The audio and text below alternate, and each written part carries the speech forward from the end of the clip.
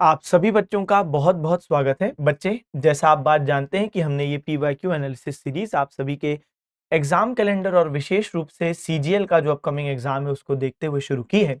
और आशा है आप इतने दिनों में काफी जो वीडियोस आपको प्राप्त हुई होंगी तो उससे आपने लाभ भी लिया होगा और आप आकलन लगा पा रहे होंगे कि आपकी स्थिति, आपकी तैयारी कैसी है। प्रीवियस ईयर क्वेश्चंस के अनुसार आपने अपनी तैयारी को एडजस्ट किया होगा कि कहाँ से ज्यादा क्वेश्चन आ रहे हैं और कहाँ से नहीं, और उसी अनुसार आप अपने बचे हुए दिनों को भी बच्चे एडजस्ट कीजिए कि कौन सा ऐसा सेक्शन और वो सब्जेक्ट्स हैं, वो टॉपिक्स हैं जहां से एसएससी सीजीएल में ज्यादातर प्रश्न आए हैं। ठीक है, चलिए तो आज एक और शिफ्ट है हमारे सामने। 18 सितंबर 2024 शिफ्ट नंबर 1। सबसे पहला क्वेश्चन बोलता है, जुलाई 2023 तक निम्नलिखित में से कौन उत्तर प्रदेश के उप मुख्यमंत्रियों में से एक है। तो ये क्वेश्चन रिलेटिवली इजी कैटेगरी का इसलिए है क्योंकि सबसे पहली बात, 2024 के क्वेश्चन पेपर में वो आपसे 1 से 1.5 साल पुराने करंट अफेयर्स तो पूछ ही सकता है। तो 2023 का अगर कोई करंट अफेयर्स का क्वेश्चन उसने पूछा है तो वो बिल्कुल लाजमी है। दूसरी बात, जो उसने सेक्शन उठाया है वो बहुत फ्रीक्वेंट है और हर बार क्लास में मैं आपको ये बात बोलता भी हूं कि जो भी सीएम और गवर्नर्स हैं, जब भी आप पेपर दे रहे हो तो सीएम और जो भी गवर्नर्स हैं वो आपको पढ़ने ही हैं, और साथ साथ जहां पे डिप्यूटी सीएम का भी पद आ जाता है तो वो भी आपको दिमाग में रखना है। चलिए तो अब बात करते हैं उत्तर प्रदेश की। तो उत्तर प्रदेश में करंट जो मुख्यमंत्री हैं वो योगी आदित्यनाथ साहब हैं और वर्तमान में भी 2 डिप्यूटी सीएम मौजूद हैं। ठीक है, तो वो जो 2 डिप्यूटी सीएम है वर्तमान में कौन है बच्चे, तो एक है केशव प्रसाद मौर्य जो अभी भी हैं और ये 2017 से हैं। तो इसका ये मतलब है कि जब ये क्वेश्चन आया था तो तब केशव प्रसाद मौर्य जी डिप्यूटी सीएम थे और काफी चर्चा में भी रहते हैं। तो ये सही जवाब है। ठीक है, चलो नेक्स्ट बात करें तो अभी वर्तमान में एक और डिप्यूटी सीएम है जिनका नाम है ब्रजेश पाठक। तो ब्रजेश पाठक और केशव प्रसाद मौर्य, तो ये बच्चे दोनों ही लोग हो गए, केशव प्रसाद मौर्य और ब्रजेश पाठक डिप्यूटी सीएम। फिर आपके लिए इसलिए मैंने यहाँ पे ये भी रख दिया कि वर्तमान में कौन है गवर्नर, क्योंकि कभी गवर्नर पे भी आ जाता है प्रश्न। जैसे एक दूसरी एसएससी सीजीएल की शिफ्ट जब मैंने एनालाइज की थी और वो वीडियो आप तक प्राप्त हो गई है, तो उसमें हमने देखा था कि जो झारखंड के गवर्नर हैं उन पर प्रश्न आया था और सही जवाब हमने तब सीपी राधाकृष्णन लगाया था। ठीक है, वर्तमान में तो संतोष गंगवार जी हैं, यानी सीएम, गवर्नर, डिप्यूटी सीएम कहीं से भी प्रश्न आ सकता है। चलिए नेक्स्ट बात करें। नेक्स्ट प्रश्न क्या है, पृथ्वी के सबसे भारी भाग को क्या नाम से जाना जाता है। Outermost part of the earth is known as. Again बहुत इजी स्तर का क्वेश्चन, मतलब अगर मैं ज्योग्राफी की बात करूं तो ज्योग्राफी में बच्चे तो एक स्कूल में 6th 7th 8th का बच्चा बता दे तो सही जवाब क्या है, क्रस्ट। क्रस्ट एकदम सही जवाब है। तो क्वेश्चन का लेवल अगेन बहुत ज्यादा इजी। और जब हम लोग देखते हैं क्रस्ट को तो इसमें भी थिकनेस वेरी करती है, डिपेंड करता है ओशियानिक क्रस्ट है कि कॉन्टिनेंटल क्रस्ट है। तो जो ओशियानिक क्रस्ट होता है जैसा आप देख भी पा रहे होंगे तो यहाँ पे थिकनेस कम है। तो ओशियानिक क्रस्ट की बात करें तो लगभग 7 किलोमीटर एवरेज थिकनेस होती है।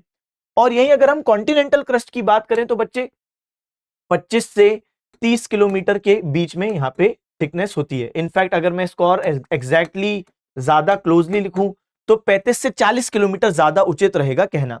एक सीजीएल का एक क्वेश्चन पेपर भी था, वहां पे भी आपसे थिकनेस पूछी थी कॉन्टिनेंटल क्रस्ट की, और वहां पे जो सही जवाब दिया हुआ था ऑप्शंस में वो 30 किलोमीटर दिया था। मतलब इसलिए मैंने अभी जो 25 से 30 भी लिखा ना बच्चे, तो हमेशा दिमाग में रखना कि प्लस माइनस आपको एग्जाम में 5 पूछा जा सकता है।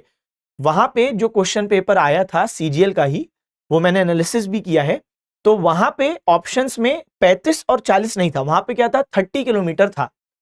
तो इसलिए अगर मैं 35 to 40 बोल रहा हूं तो 30 किलोमीटर भी हो सकता है, 45 भी जा सकता है। इसलिए मैंने जो अभी 25 से 30 भी आपको बोला था वो भी कहीं ना कहीं गलत नहीं है, क्योंकि आप जब देखते हो तो किसी किसी किताब में आपको 30 किलोमीटर से शुरुआत देखने को मिलती है। ठीक है, तो इसलिए आप 35 to 40 दिमाग में रखो, लेकिन प्लस माइनस 5 भी रखना।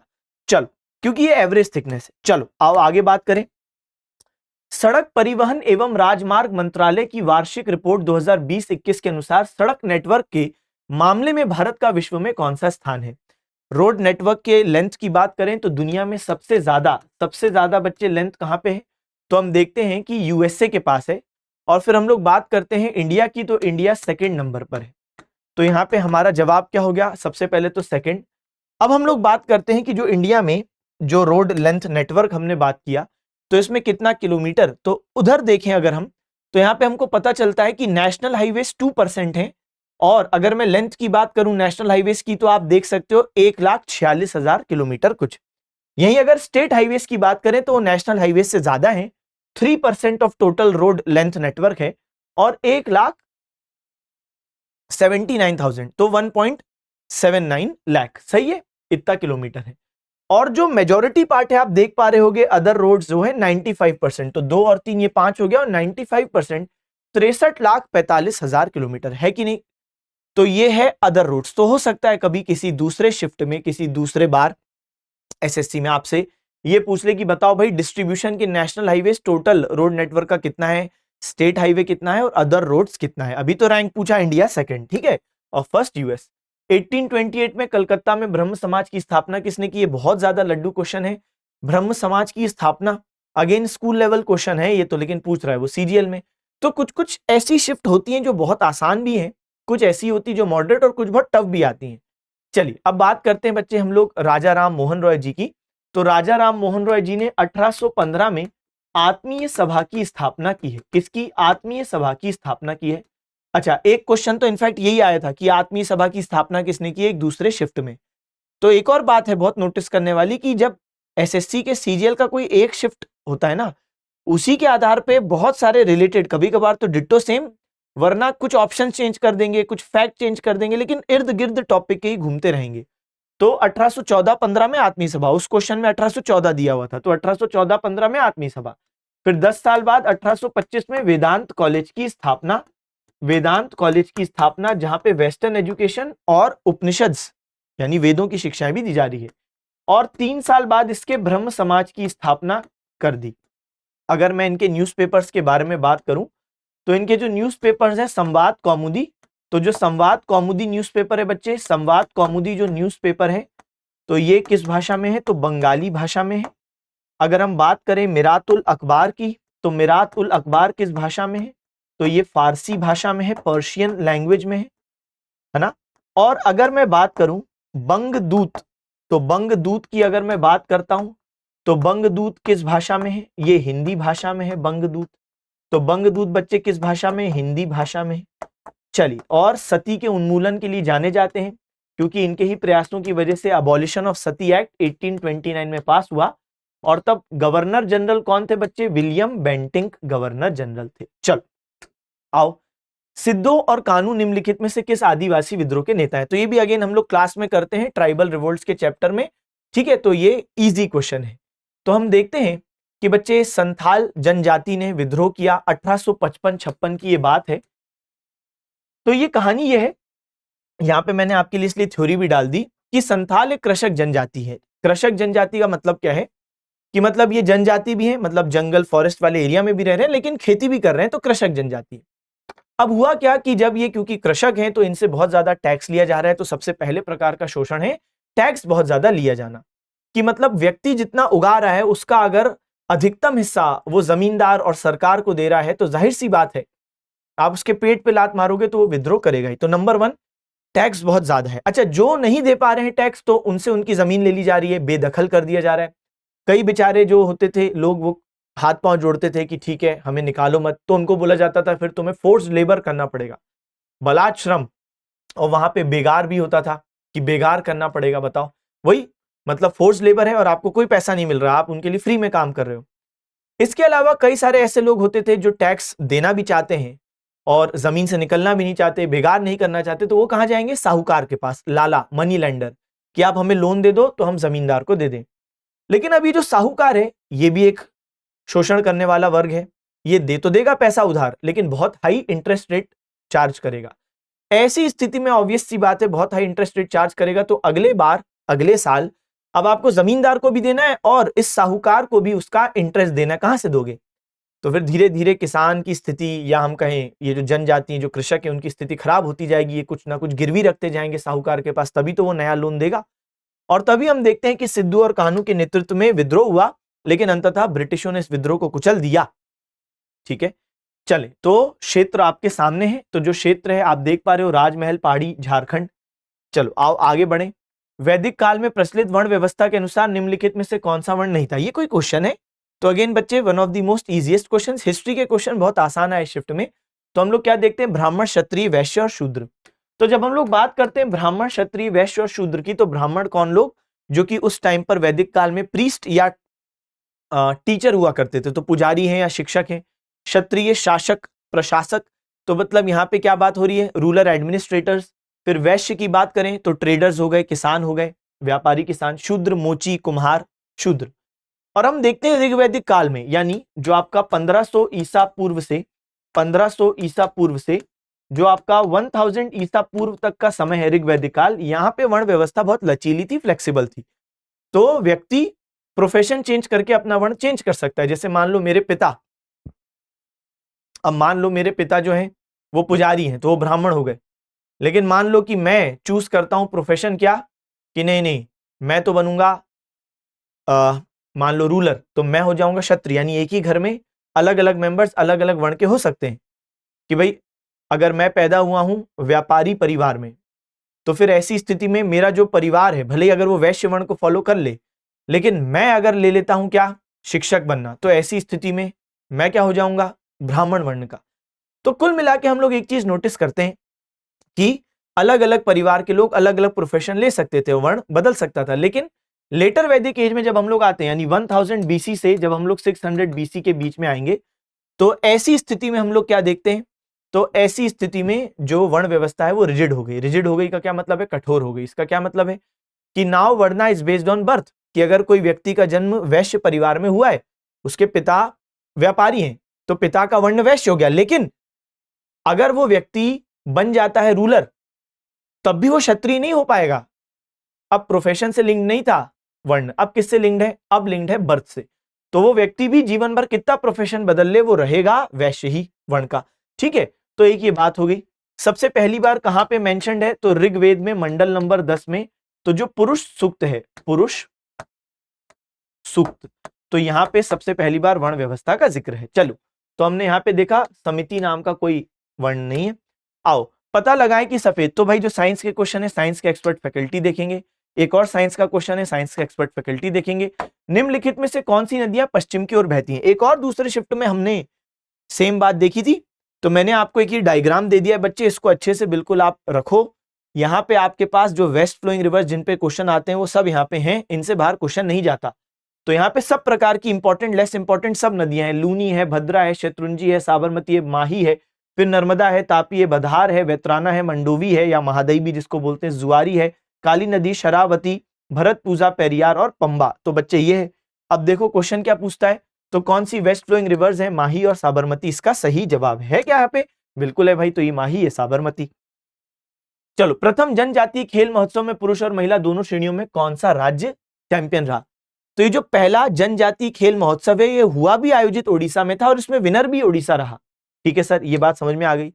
अब ऑब्वियस सी बात है, जब हम बात कर रहे हैं जनजातीय खेल महोत्सव, तो इसको क्यों शुरू किया गया? बेटा जनजातीय खेल महोत्सव इसलिए शुरू किया गया क्योंकि अक्सर जो ट्राइबल एरियाज होते हैं, वहां पे जो लोग होते हैं उनमें बहुत पोटेंशियल है। मतलब क्योंकि वो नेचुरली बहुत फिट है, वो बहुत अच्छा मूवमेंट करते हैं, बहुत लंबे लंबे डिस्टेंसेस ट्रेवल करते हैं, पेड़ों पे चढ़ते हैं, पहाड़ों पे चढ़ रहे हैं, तो उनका जो फिजिक है वो बहुत बढ़िया है। लेकिन क्योंकि उनको अवेयरनेस नहीं है, एक्सपोजर नहीं है, तो वो फिर उस टैलेंट का कुछ विशेष लाभ नहीं उठा पा रहे। लेकिन जब हम लोग देखते हैं कि ऐसे कोई आयोजन होते हैं जो ट्राइबल एरियाज के लोगों के लिए है, तो यहां से कुछ जो टैलेंट निकल के आता है, उस टैलेंट को फर्दर नर्चर करके आप उनको ग्लोबल स्टेज पे उनकी जो पोटेंशियल है उनका यूटिलाइजेशन कर सकते हैं, है कि नहीं? तो लेकिन उसके लिए पहले आपको कुछ ऐसे इवेंट करने पड़ेंगे जिससे उनका टैलेंट निखर के सामने आए। तो ये पहला जनजातीय खेल महोत्सव ये उड़ीसा में ही आयोजित हुआ और उड़ीसा ही इसमें नंबर 1 पे आया। चलो ठीक है, फिर Karnataka emerged as first runners up. First runners up का मतलब है कि मतलब ओडिशा फर्स्ट और कर्नाटका आया सेकंड। तो फर्स्ट रनर अप मतलब होता है सेकंड, है ना? तो फर्स्ट रनर अप मतलब क्या हो गया बच्चे? सेकंड प्लेस पे कर्नाटका था। चलो आगे बढ़े, तो साइंस के क्वेश्चन, साइंस के एक्सपर्ट फैकल्टी देखेंगे। भारतीय संविधान के भाग 4A को संवैधानिक संशोधन अधिनियम के माध्यम से भारतीय संविधान में शामिल किया गया था। भाई बताओ, अगेन बहुत इजी क्वेश्चन, कब शामिल किया गया है? हम लोग कई बार देख चुके हैं, मतलब ये तो कोई क्वेश्चन है ही नहीं। 42nd constitutional amendment act 1976। अब ये वो दौर है जब इमरजेंसी देश में चल रही है। इमरजेंसी इंडिया में 1975 में लागू हुई और उस टाइम पे बहुत सारे लोग सरकार से नाराज थे और सरकारी संपत्ति को जलाया जा रहा है, तोड़फोड़ की जा रही है। तो जब फंडामेंटल ड्यूटी डाली गई तो एक ये भी उसमें एक फंडामेंटल ड्यूटी था कि आप जो पब्लिक प्रॉपर्टी है उसको नुकसान ना पहुंचाएं, सेफगार्ड करें। तो कुल मिला के स्वर्ण सिंह कमेटी के रिकमेंडेशंस के आधार पर, स्वर्ण सिंह कमेटी के रिकमेंडेशंस के आधार पर, स्वर्ण सिंह कमेटी के रिकमेंडेशंस के आधार पर 10 फंडामेंटल ड्यूटीज को ऐड किया गया। ठीक है जी, ठीक है सर। और फिर बाद में 86 कॉन्स्टिट्यूशनल अमेंडमेंट एक्ट 2002 से क्या ऐड किया बच्चे, 51A। तो 51A तो भाई पहले से ही था, लेकिन 51A में जो के है वो ऐड किया, यानी 11वीं फंडामेंटल ड्यूटी। तो यहां पे हम देखते हैं पार्ट 4A इसने ऐड कर दिया और आर्टिकल 51A ऐड कर दिया। 10 ड्यूटी थी, लेकिन इसमें जो 10 थी ABCDEFGHIJ तक थी, और के वाली ऐड हुई 86 कॉन्स्टिट्यूशनल अमेंडमेंट एक्ट 2002, जिसने क्या बोला, जिसने बोला कि भाई 6 से 14 साल के जो बच्चे हैं उनको स्कूल भेजा जाए पेरेंट्स के द्वारा। ये तो पेरेंट्स की फंडामेंटल ड्यूटी है। चलिए आगे बढ़ते हैं। गरीबी रेखा से नीचे के लोगों को स्वास्थ्य बीमा प्रदान करने के लिए राष्ट्रीय स्वास्थ्य बीमा योजना कब शुरू की गई थी? मैं वैसे भी आपको बोलता हूं कि जो हमारे देश में इंपॉर्टेंट लैंडमार्क स्कीम्स हैं उन पर कभी भी ईयर बेस्ड क्वेश्चन आते हैं। मैं भी आपको लिस्ट भी दूंगा, वो आपके पास आएगी और आपको उसको बड़े जिम्मेदारी से अच्छे से दिमाग में फिट करना है। और वो मैंने ईयर बेस्ड किया है, तो आपको वैसे भी कैटेगरी, मतलब कैटेगरी वाइज ही मिल रहा है वो, तो ऐसा नहीं आपको अलग से छांटना है कि कौन सा इस साल कौन सा इस साल, नहीं। चलो तो बात करें 2008 में, अब ये स्कीम आई थी राष्ट्रीय स्वास्थ्य बीमा योजना। तो जो बीपीएल परिवार हैं उनमें कभी भाई कोई हॉस्पिटलाइज्ड हो जाता है, ऐसी स्थिति में अचानक जो मेडिकल शॉक्स आते हैं उसकी वजह से नुकसान ना हो और अचानक परिवार गरीबी में और ना चला जाए नीचे, तो इसलिए यहाँ पे इंश्योरेंस। चलिए, तो राष्ट्रीय स्वास्थ्य बीमा योजना 2008 में इंट्रोड्यूस किया गया बीपीएल परिवारों के लिए। ठीक है, फ्रॉम तो क्या था, the objective was to provide protection to BPL households from financial liabilities arising out of health shocks that involve hospitalization। वही बात कि भाई अचानक ही कुछ हुआ, हॉस्पिटलाइज्ड हुआ और पूरी सेविंग्स ड्रेन हो गई, ऐसा ना हो। चलिए, जनधन योजना, skill India mission, make in India mission, स्वच्छ भारत, संसद आदर्श ग्राम योजना, श्रमेव जयते योजना, आप सब देख रहे हैं, बहुत महत्वपूर्ण, और ये है 2014। इसी प्रकार बच्चे 2015 में बहुत सारी योजना है, मुद्रा योजना, बेटी बचाओ बेटी पढ़ाओ। नहीं आ सकता क्या क्वेश्चन? बिल्कुल आ सकता है। अमृत scheme, smart city, Jeevan Jyoti, digital India. ठीक है, तो बच्चे ये 2015 की हैं। और ये प्रधानमंत्री सुरक्षा बीमा योजना भी। फिर देखो 2016 की startup India, stand up India. अभी एक दूसरे शिफ्ट में हम देख रहे थे, तो वहां पे स्टैंड अप इंडिया पर क्वेश्चन आया था ना कि वहां पे वुमेन, SC ST एंटरप्रेन्योर्स के लिए लोन व्यवस्था। तो कुल मिला के क्वेश्चन वहीं से घूम रहे हैं, कुछ ही स्कीम्स हैं। तो ये कुछ फेमस वाली हैं जो मैंने लिख दी है, इसको दिमाग में रखना है।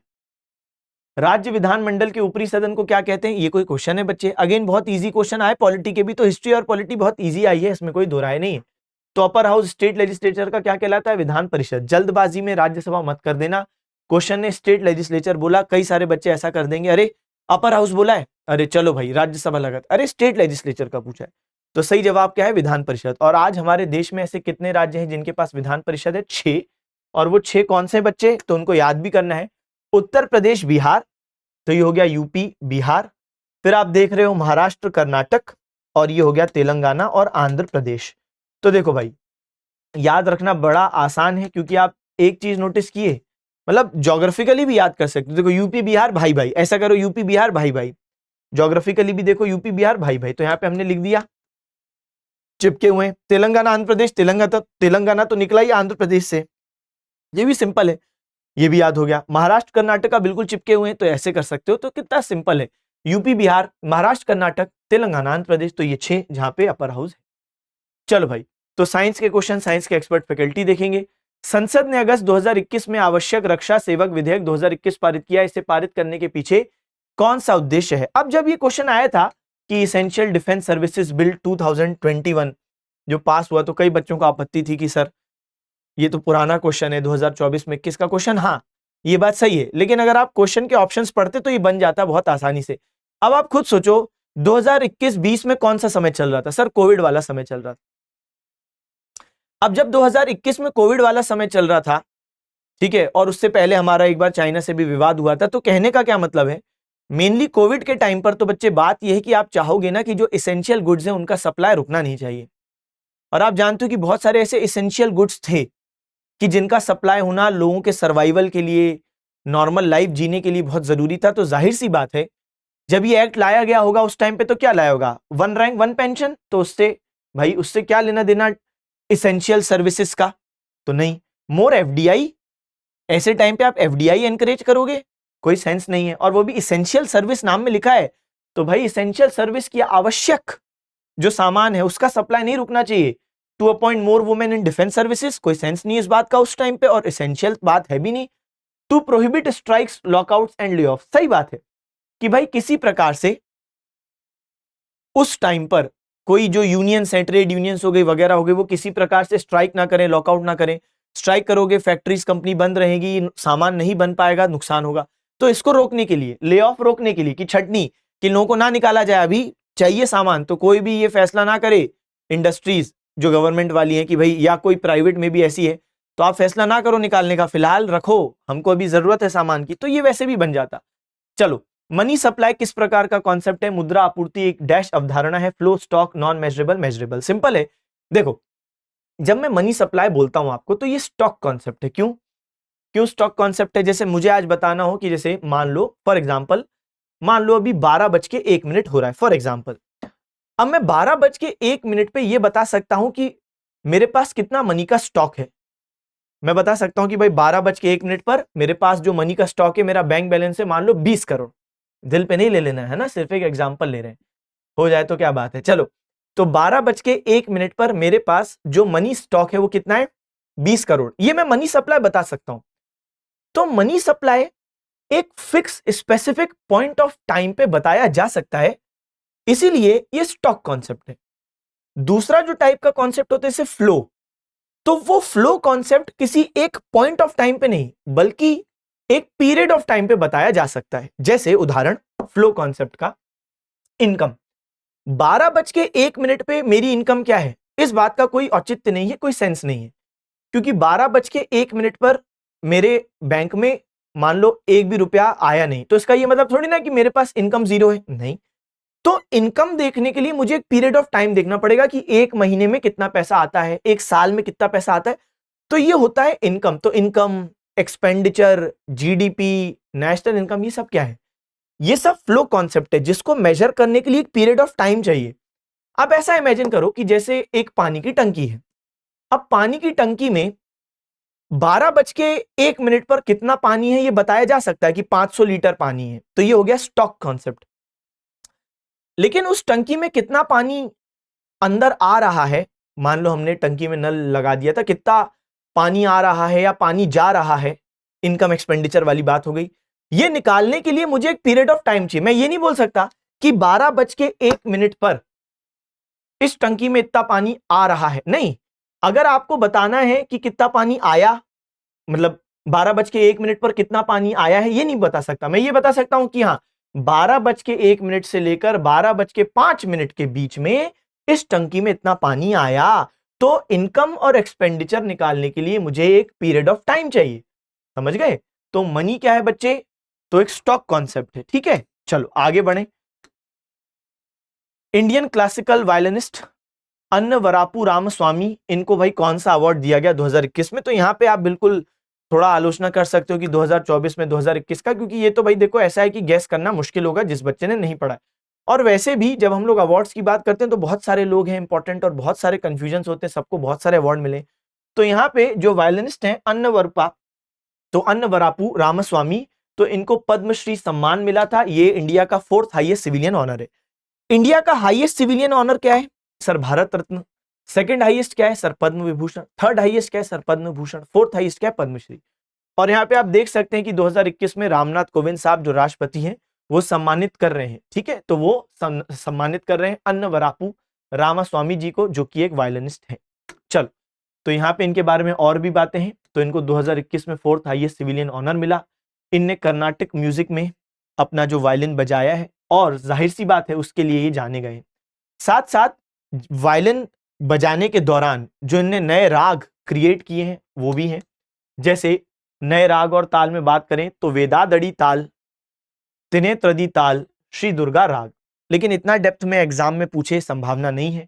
तो यहाँ पे रामस्वामी अन्नावरापु वायलिनिस्ट हैं और पद्मश्री 2021 में मिला। ये दो बातें काम की हैं, लेकिन ये टफ क्वेश्चन था, ये मैं स्वीकार करता हूं। 3 कवि पंपा, पुन और रन, तो ये निम्नलिखित में से किसके 3 रत्न कहे जाते हैं? पंपा पोन्ना रन्ना या पंपा पोन्न रन्न? तो इसका सही जवाब है कि बच्चे ये कन्नड़ लिटरेचर से संबंधित है। किससे संबंधित है? कन्नड़ लिटरेचर से संबंधित है। इनफैक्ट इनको कन्नड़ साहित्य का कवि रत्न त्रय क्या बोला जाता है? कन्नड़ साहित्य के 3 रत्न, 3 जेम्स, तो क्या बोलते हैं? कवि रत्न त्रय, कि मतलब 3 जो रत्न है जिनने कन्नड़ लिटरेचर में बहुत कुछ किया। तो अब यहां पे बात करें पोन्न की, तो ये राष्ट्रकूट राजा जिनका नाम था कृष्णा तृतीय, तो भाई उनको सर्व करते थे। जबकि बात करें पंपा, तो ये चालुक्य वंश के अरिकेसरी द्वितीय को, और रन्न की बात करें तो ये तैलप द्वितीय, ये पश्चिमी चालुक्य वंश। पश्चिमी चालुक्य वंश क्या है वो भी मैं आपको बता देता हूं। हालांकि इतना डेप्थ में आज तक नहीं आया क्वेश्चन कि एग्जैक्ट किंग्स पूछ ले, बस पंपा पोन्नरन कौन सा लिटरेचर, तो कन्नड़। लेकिन फिर भी एक एक्स्ट्रा नॉलेज के लिए आपको राजाओं के नाम भी बताए गए हैं कि भाई वो किसको सर्व करते थे। अब ये वेस्टर्न चालुक्य क्या है? तो पहले यहां पे एक राज्य हुआ करता था चालुक्याज ऑफ बादामी। तो चालुक्य जिनकी कैपिटल थी बादामी, बादामी वर्तमान में वातापी कर्नाटक में है। अब जब वो कमजोर हुए तो फिर 2 चालुक्य लोगों का मुख्य रूप से उदय हुआ। इनको हम कहते हैं वेस्टर्न चालुक्य या पश्चिमी चालुक्य, और इनको हम कहते हैं ईस्टर्न चालुक्य। क्या बोलते हैं? पूर्वी चालुक्य। तो ये जो वेस्टर्न चालुक्य है, यहीं पे एक राजा है तैलप। तो यहाँ पे आपने अभी एक नाम देखा, शायद आपने नोटिस नहीं किया, तो यहाँ पे आप देखो, तो यहाँ पे आपने देखा तैलप, तो रन्न जो है वो तैलप द्वितीय के यहाँ पे एक साहित्यकार है, ठीक है। और फिर यहाँ पे ईस्टर्न चालुक्य हैं जो कि वेंगी इनका कैपिटल था, और वेस्टर्न का क्या था बेटा? कल्याणी। तो ये कल्याणी वर्तमान में बसव कल्याण कर्नाटक में, और ईस्टर्न चालुक्य लोगों का कैपिटल क्या है? तो वेंगी इनका कैपिटल था। चलिए, तो यहाँ पे ये एडिशनल इंफॉर्मेशन भी है वेस्टर्न चालुक्य के बारे में। आइए, 2012 लंदन ओलंपिक खेलों में देश का प्रतिनिधित्व करने वाली पहली भारतीय महिला पहलवान कौन थी? अब ये क्वेश्चन को अगर हम एनालाइज करें तो देखो, प्रीवियस ओलंपिक्स तो सब पढ़ते हैं कि ठीक है भाई, उनने टोक्यो ओलंपिक्स बच्चे पढ़ के चले गए और पेरिस भी पढ़ के चले गए। अब समस्या ये थी कि ये क्वेश्चन 2012 के ओलंपिक से संबंधित है, और ऐसा भी हो कि भाई चलो कोई, हमने बोला कि भाई इंपॉर्टेंट कोई मेडल्स वगैरह जीते हो, तो यहां पे मैं मानता हूं कि क्वेश्चन थोड़ा सा मुश्किल रहा होगा। चलिए, तो गीता फोगट इसका सही जवाब है। ऐसे क्वेश्चंस का कुछ नहीं किया जा सकता। तो देखो, ये कोई एनसीईआरटी का एग्जाम नहीं है जहां पे आप सोच रहे हो कि अगर 100 क्वेश्चन आए तो आप 100 के 100 बना दोगे। हमारा काम ये है कि जो सब सही कर रहे हैं वो तो हमसे सही होना चाहिए, और प्लस कुछ ऐसे क्वेश्चंस भी अगर हमसे बन जाते हैं जहां पे लोग नहीं बता पा रहे और हमने बना दिए, तो वहां पे हमारा काम हो जाता है।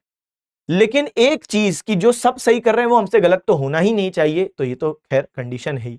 तो भाई ऐसे क्वेश्चंस बीच बीच में आ जाते हैं जहां पे कोई कुछ नहीं कर सकता। गीता फोगट सही जवाब है। इनमें से कौन प्रसिद्ध सितार वादक है? तो ये तो बहुत ही ज्यादा लड्डू क्वेश्चन, क्लास में 100 बार कराया हुआ, पंडित रविशंकर साहब। ये तो लोगों को वैसे भी जनरल अवेयरनेस है। पंडित रविशंकर साहब को भारत रत्न पुरस्कार भी मिल चुका है, और ये बाबा अलाउद्दीन खान के शिष्य हैं। अब बाबा अलाउद्दीन खान जो हैं, तो बच्चे वो सरोद बजाते थे, लेकिन वो मल्टी इंस्ट्रूमेंटलिस्ट थे, मतलब वो और भी इंस्ट्रूमेंट्स बजाना जानते थे। तो रविशंकर साहब सितार बजाए, और ये इनके ही शिष्य हैं, बाबा अलाउद्दीन खान के शिष्य हैं रविशंकर साहब। बहुत नाम कमाया। मैंने यहाँ पे क्या किया है बच्चे, आप लोग जरूर इसको एक जगह पे लिख लेना, बहुत आपको हेल्पफुल रहेगा। पंडित रविशंकर साहब के जो अन्य अवार्ड्स हैं वो भी एग्जाम में आते हैं, ठीक है भाई। भारत रत्न तो ठीक है, इनको 1999 में मिला। यूनेस्को गुडविल एम्बेसडर भी उसी साल 1999 में बने। फिर देखो, पद्म भूषण 67, पद्म विभूषण 1981, कालिदास सम्मान 1986, संगीत नाटक अकेडमी अवार्ड सब मिल चुका है, और बेटा ग्रैमी अवार्ड्स भी मिल चुके हैं। मैं आपको फिर बता दूं, क्या सर हमको ये जो अवार्ड्स आप बता रहे हो, क्या ये ईयर के साथ याद रखने? हाँ जी, ये पंडित रविशंकर साहब हो गए, बाबा अलाउद्दीन खान हो गए, अमजद अली खान साहब हो गए, या फिर हम बात करें और भी इंपॉर्टेंट व्यक्ति जैसे बिस्मिल्लाह खान साहब हो गए शहनाई, तो इनके अवार्ड्स के ईयर के साथ क्वेश्चन रिपीटेडली देखा गया है। तो इसलिए यहाँ पे आप बिल्कुल भी मत सोचो कि कोई शॉर्टकट लगा लोगे, याद करना ही पड़ेगा। तो मैं आपको कंटेंट दे सकता हूं, लेकिन बच्चे याद निश्चित रूप से आपको ही करना है। चलो, निम्नलिखित में से कौन पूर्व सचिव सूचना और प्रसारण थे, मतलब सचिव थे सूचना और प्रसारण के, और फिर 2021 में भारत के प्रधानमंत्री के सलाहकार के रूप में नियुक्त किया गया? अब यहाँ पे जो आंसर है, जो एडवाइजर है अमित खरे साहब। वर्तमान की मैं आपको लिस्ट बता रहा हूं, थोड़ा सा शायद आपको धुंधला दिख रहा होगा, मैं रीड करता हूं। देखो यहाँ पे देखो, एडवाइजर टू पीएम, ये वर्तमान है, आज भी अमित खरे साहब एडवाइजर है, और तरुण कपूर साहब भी साथ में एडवाइजर हैं। तो अमित खरे वही जिन पर क्वेश्चन आया, तो क्वेश्चन का जवाब, और साथ साथ बच्चे तरुण कपूर साहब भी एडवाइजर हैं। प्रिंसिपल सेक्रेटरी की बात करें तो प्रिंसिपल सेक्रेटरी डॉक्टर पीके मिश्रा ये भी हैं, और इनके साथ साथ बच्चे हाल ही में शक्तिकांत दास जो आरबीआई के पूर्व गवर्नर रह चुके हैं, वो भी प्रिंसिपल एडवाइजर हैं। तो दो प्रिंसिपल एडवाइजर हो गए, पीके मिश्रा और शक्तिकांत दास, और शक्तिकांत दास आरबीआई के गवर्नर रह चुके हैं। साथ साथ एडवाइजर टू पीएम दो हो गए, अमित खरे, तरुण कपूर। इन सब के अलावा है ना, यहां पे देखो नाम लिखा हुआ है प्रिंसिपल सेक्रेटरी टू। अच्छा, अब देखो नेशनल सिक्योरिटी एडवाइजर कौन है, तो ये तो अजीत डोभाल साहब, तो इनके बारे में तो आप कई बार सुनते हो, national security adviser NSA Ajit Doval साहब। चल, तो हमने ये पूरी चर्चा भी कर ली। आओ, हेरोड डोमर मॉडल डैश पंचवर्षीय योजना के पीछे मुख्य विचार था। Herod Domar model was the main idea behind कौन सा 5 ईयर प्लान। अब देखो हेरोड डोमर मॉडल क्या होता है, तो इस मॉडल में ये कहा गया है कि किस तरीके से ग्रोथ होती है इकोनॉमी की। तो एक ही मॉडल है इसका, एक सोचने का तरीका। ये कहते हैं कि जैसे हाउस होल्ड सेविंग्स करते हैं, सेविंग्स करने के बाद वो अपना पैसा बैंक में रखते हैं, बैंक्स उनको लोन के माध्यम से बिजनेसेस को दें, कंपनीज को दें। ये बिजनेस कंपनी जिनको लोन प्राप्त हुआ है, ये कैपिटल में लगाएं पैसा। कैपिटल मतलब है बिल्डिंग्स में लगाएं, मशीनरी में लगाएं, इंफ्रास्ट्रक्चर में लगाएं। तो इस तरीके से इकोनॉमिक ग्रोथ होती है। तो ये हेरोड डोमर मॉडल है। अच्छा, अब ये मॉडल के आधार पे ही फर्स्ट 5 ईयर प्लान हमारा 1951 से 56 वाला बेस था। और फिर इस मॉडल में ये भी था कि जो गवर्नमेंट है वो क्या करे, गवर्नमेंट का फोकस यहाँ पे एग्रीकल्चर था। तो गवर्नमेंट किस पर काम कर रही है, एग्रीकल्चर पर गवर्नमेंट ने बहुत ज्यादा फोकस किया। तो फर्स्ट 5 ईयर प्लान 1951 से 56 ये आपका हेरोड डोमर मॉडल पर बेस्ड है। और जो सेकंड 5 ईयर प्लान है वो महालनोबिस पीसी महालनोबिस मॉडल पर सेकंड 5 ईयर प्लान बेस्ड है। तो आप देख सकते हो महालनोबिस मॉडल, उस पे हैवी इंडस्ट्रीज में निवेश किया गया। Second 5 year plan Mahalanobis model, heavy industries. ठीक है, चलो, प्रत्येक राज्य का डैश गणतंत्र दिवस पर अपनी राजधानी में झंडा फहराता है। तो dash of every state unfurls the flag in its capital on the Republic Day. बड़ा सिंपल जवाब है बच्चे। अब देखो रिपब्लिक डे में कौन अनफर्ल करता है, जनरल ऑब्जर्वेशन, जनरल अवेयरनेस से गवर्नर। अब क्योंकि राज्य के लिए तो गवर्नर है कि नहीं। आर्टिकल 153 कहता है कि there shall be a governor, लेकिन जाहिर सी बात है ये आर्टिकल बिल्कुल ये भी बात कहता है कि कोई दो या दो से ज्यादा स्टेट्स का भी कोई एक सिंगल गवर्नर हो सकता है, उसमें कोई दिक्कत नहीं है। ठीक है, इसके अलावा देखो आर्टिकल 155 अपॉइंटमेंट ऑफ गवर्नर की, गवर्नर को कौन अपॉइंट करते हैं, प्रेसिडेंट। कभी कभार ऐसे लड्डू क्वेश्चन आ जाते हैं, वैसे भी आपने शिफ्ट में देखा कि बहुत सारे इजी क्वेश्चंस आए थे। तो governor of a state shall be appointed by president, ये 155 में है। और 156 में क्या है, term of office of governor की, governor shall hold office at the pleasure of president. इसका क्या अर्थ है, एट द प्लेजर का ये मतलब होता है कि जैसे आप कई बार देखते हैं कि जब कोई नई सरकार बनती है तो पुरानी सरकार अगर उससे पहले दूसरे पार्टी की थी, उसके गवर्नर बिठाए गए थे, तो नई सरकार क्या करती है कि आते से बोलती है गवर्नर्स को कि भाई आप अब हट जाओ, अब हम अपने गवर्नर लाएंगे। कई बार गवर्नर समझदार होते रिजाइन कर देते हैं, जो नहीं होते हैं नहीं रिजाइन करते हैं, तो फिर कुछ नहीं, केंद्र सरकार फिर हटा देगी, क्योंकि प्लेजर ऑफ प्रेसिडेंट पे तो आप हो ही। तो ये 156 में मौजूद है। चलो, तो यहाँ पे हमने ये पूरा एनालिसिस किया। मुझे आशा है कि इससे आपको काफी लाभ हुआ होगा, मदद मिली होगी। बताइएगा कि एनालिसिस आपको कैसा लगा। पढ़ते रहें, सिलेक्शन लें, अपने माता पिता का नाम रोशन करें। Okay, bye bye, thank you, tata, see you.